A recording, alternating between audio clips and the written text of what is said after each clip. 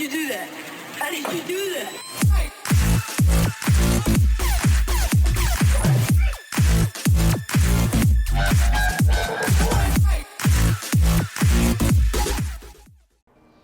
Welcome back everyone to another episode of All About Mechanics. Now today is the Wayrest I dungeon. I'm going to be showing you all the bosses, the mechanics, and how to tackle that particular place.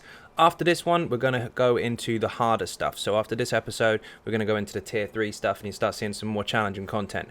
Anyway, we're in the same setup as before. 1 magical, 1 stamina, 1 tank, and 1 healer. So it should be fairly straightforward. Here we go.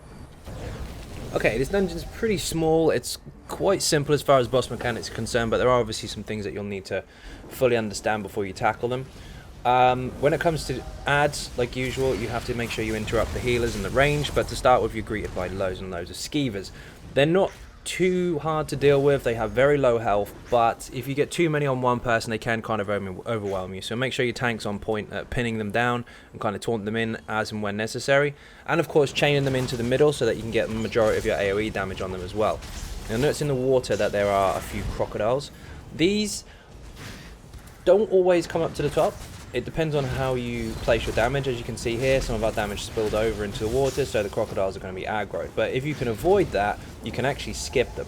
However, we're going to fight them anyway, because they do have mechanics as well. They're not too hard to kill as far as the damage is concerned. I mean, a decent amount of damage is fine, but they do hit quite hard if you're a DPS. So the tank's got to make sure that he taunts them and holds them still. They have a nasty tail whip attack, which if you get caught by at least 2 crocodiles at once and they're both doing the same thing, as a DPS you'll probably die. So make sure your tank grabs them straight away. You can get up there. I tried to jump up but it failed. The first boss is exactly the same as those basically, but much bigger. This is Slimecraw. He's very famous for old DPS tests before Bloodspawn existed, if you were around for those times. But he has one major mechanic, and that is his tail whip, same as the previous crocodiles. So the tank just spins him around, hold him still, there's a tail whip, block it, job's done. That's all you really have to do with that particular boss as a tank. He's got a couple of bites that he does which aren't too bad, but the main thing you need to block is the tail whip. Now you'll see that he misses the block here, and it knocks him flying. You don't want to do that because of course you want to make sure as much damage is on the target as possible, and if he moves he'll leave the dots. But at least you get to see how far back you actually go. It's quite harsh. But as long as he holds him still, turns away from the group, and you stay out of that cone, you should be fine. As DPS, you do not need to be standing in front of his face. You also don't need to be running around the room, because as you can see, he stays in one place. Next room, we've got a few of the usual suspects, a couple of melees, a couple of ranged, and a couple of healer types. Make sure that you're interrupting anything that is ranged and channeling an effect, like that. It's healing, so bash him, although that failed. And the tank should be able to put everything into the center so you can basically focus on as much area of effect damage as possible. Same goes for the next pull as well. Anything that heals or channels from long range, make sure you interrupt it. Especially as a magica DPS as well, if you've got crush and shock, that's quite handy. You don't need it for everything, but if you've got it slotted, it will help. There's a dude on the back there, the archer, who can't be interrupted, but as you can see, the tank is on it and he chained him straight in anyway. Now this boss is fairly simple, but he does have a few different mechanics. One of which is every few seconds he will teleport.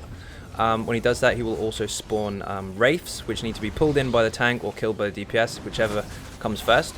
You can also see on the floor there is a AoE effect moving around. If that stays underneath your feet, you'll be snared and you'll lose quite a lot of health, so just move out of the way of that if it's coming after you. Unless of course you're a tank, in which case you can probably stand in it. You'll notice that we're in a formation where we all have our own space. As you saw, I just dodge rolled a mechanic there. That ball or bolt that he fires at you, it will knock you down on the floor if you get caught by it. So what you need to do is keep an eye on it. If he's aiming at you, just like Spindle Clutch, you dodge roll it. So the reason we stand obviously in that formation is so we can see which way he's facing. He can be taunted as far as a debuff is concerned, but he will just hit whoever he wants when he wants. So keep your eyes peeled for that. If you dance around the room in circles, it becomes very difficult to see what's going on, and you never know who's getting hit. It's not a one-shot knockdown, but it is quite nasty. Again, the wraiths spawn every time he teleports. They can be interrupted as well. They have a nasty frost attack, but if your tank is quick and pulling them in the middle on top of the boss, you normally can burn them down with area of effect anyway. Just pay attention to them, and if they do need interrupting and they're near you or you can get away with it, then go for it.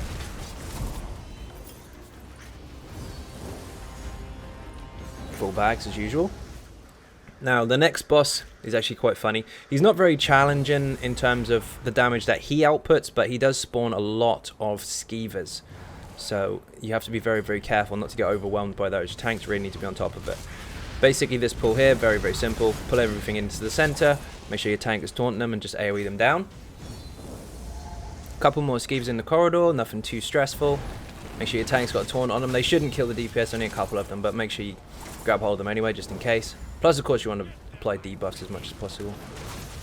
Quick pull here with a few more skeep. Make sure you interrupt that mage if he does anything stupid. He is very similar to overcharger type enemies, where they kind of burst with lightning when they get too close.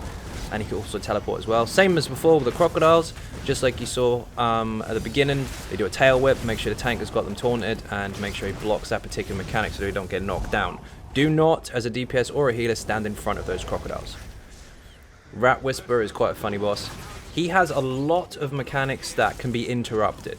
Every so often he will spawn a big swarm of skeevers, and this is where you can get overwhelmed as a DPS or a healer, so you have to make sure your tank is on point. But every time you see him trying to channel something, interrupt him. Just constantly interrupt him and it won't cause you much problems at all. You can't really see much here because we're stuck in a tent, but you'll see that every so often when the skeevers come in, they're kind of dying to AoE anyway. They're not very strong, and he basically can't do much if you just constantly interrupt him. Every 3 or 4 seconds or so, he'll try and do a mechanic which you can just bash and he'll stop doing it. It's really, really simple, straightforward boss. Doesn't have a lot of health, but if you don't interrupt him and you don't get rid of those skeevers quickly, especially if your tank's not picking them up off the group, you can cause yourself a few problems. The next boss, if you're a DPS or a healer specifically, especially if you're magical based, make sure you've got plenty of stamina. Don't go sprinting around the room and dodge roll and all the rest of it, because it can get really messy. This pull, just like the rest of them, make sure your tank is dead center, pulling everything in as close to the group as possible so you can burn everything down with AoE, but make sure you hold it taunt. This boss, however, has a couple of nasty hits, one of which is a heavy attack. If you're a tank, make sure you block it. If you're DPS, same applies. Otherwise he will kill you. It's almost a one shot, depending on how much health you've got. He'll do like a whirlwind effect where he has an AoE on the ground, like that. You just step out of it, don't need to dance around a room. And finally, he will fear you. Now, the fear is why you need to keep as much stamina up as possible. You see there that he makes you run into a corner. When he does that, it's normally when he follows up with a heavy attack with whoever he's after. So keep him as still as possible. As soon as you get feared, break it and get back in again. You don't need to run around the room. Now, he's a lot harder in Wayrest 2 because he has loads of fire effects, but we'll get to that when I make the video for it. So don't panic just yet. This door, by the way, sometimes gets a bit buggy, so you have to make sure everybody's through first before you start attacking stuff. There's some mud crabs underneath here, so be careful. Make sure everybody's in the room first. Now, this boss isn't too difficult, but his mechanics are a little on the random side. What I mean by that is his effects can hit whoever he feels like hitting. There are obviously the main basics, like a heavy attack, which will hit whoever's aggroed, usually the tank, or should be the tank. But apart from that, kind of circle around him, find your own space, and just get your damage done as much as you can. Stay out of that big circle, because it will knock you down, as you just saw. And then when he does that effect, he'll turn and do a massive cone effect. If you can see it coming, just move to the side and get out of it. If you can't, it will knock you down, but don't worry, it shouldn't kill you so long as your healer's on point and as long as you're not low health at the time. You see, it doesn't knock back, but it's not that strong. It's just annoying. But above all, if you get caught by his heavy attack, you must block. It's really, really nasty.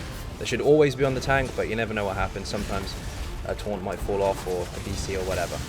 Key point is to block. Apart from that, burn him down with single target damage as much as you can, and move on. He doesn't last too long. Even if you've got lower damage, he's still not that bad. Just make sure you stay out of the really dangerous stuff. Conal effect is so-so. The big circle one, don't get caught by it. Same room as before. This one's quite awkward in terms of the amount of enemies there are. There are lots in here, so make sure that your tank always gets in here first. And as you can see, he's pulling in all of the range stuff. Keep interrupts on the range, keep interrupts on the healers.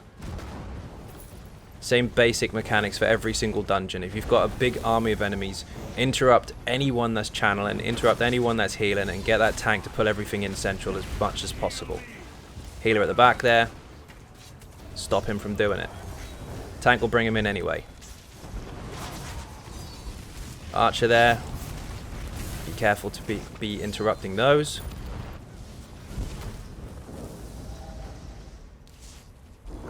Corridor's not much of a challenge, only a couple of enemies. Then there's quite a few on the outside. When you get out of here, there's loads and loads of enemies. This is where your tank, again, must go first. Always let the tank go first. If you're a DPS and you like YOLOing, that's fine, as long as you don't mind getting screamed at by your group and dying a lot. I wouldn't go forwards as a DPS. Let the tank go in first. Same again. Get him to pin everything in the middle. Stay out of anything dangerous. You can see there's some arrow AoEs on the ground, like a volley. Stay out of those because they do hurt. Some of them are fire as well. And if you see any effects like that big burst AoE, either get out of it or block it. It's very, very simple stuff, but it can cause a problem if you're not on top of it. Bash the healers.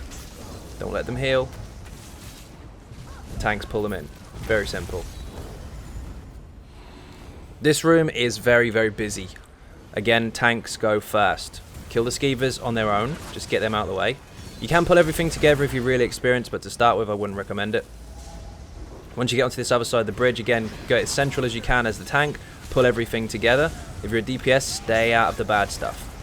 Interrupt the healers and the ranged, and pull everything in and kill it together. Make sure, however, as the tank, you block the sword and board guy, because he can throw out a heavy attack that can kind of stun you a little bit, or make you all wobbly, off balance. Also, if you're a DPS or a tank, and you're relying on melee-based weapons, so sword and board or dual wield, or a two-hander, don't heavy attack the sword and board guys while they've got the shield visual showing, because you'll bounce off it and you'll go off balance as well, so be careful.